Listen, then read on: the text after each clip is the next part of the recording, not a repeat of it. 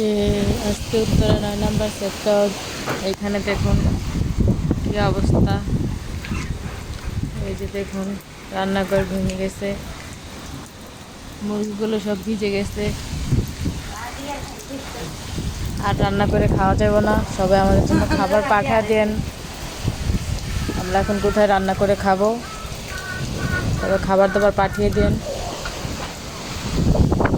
এই যে দেখুন কি একটা অবস্থা।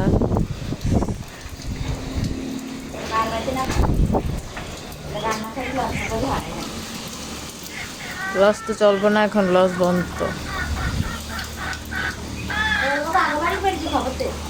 আচ্ছা দিতেছি।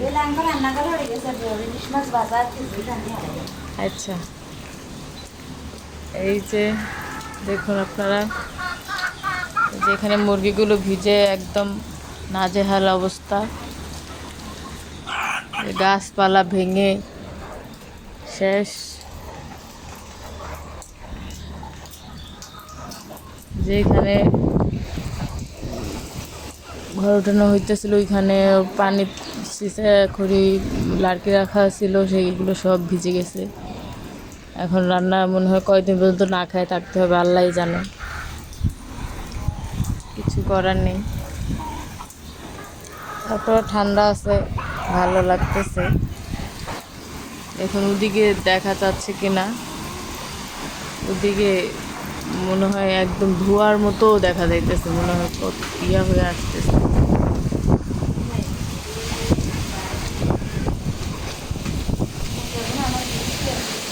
দেখুন দেখুন দেখুন,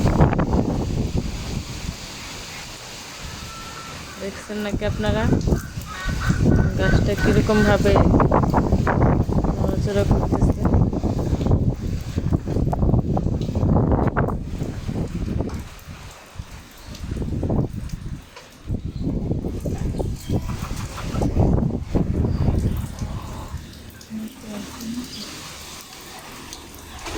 আর আবার আইসে একটু লাগা তো করতে হবে, এটা আমার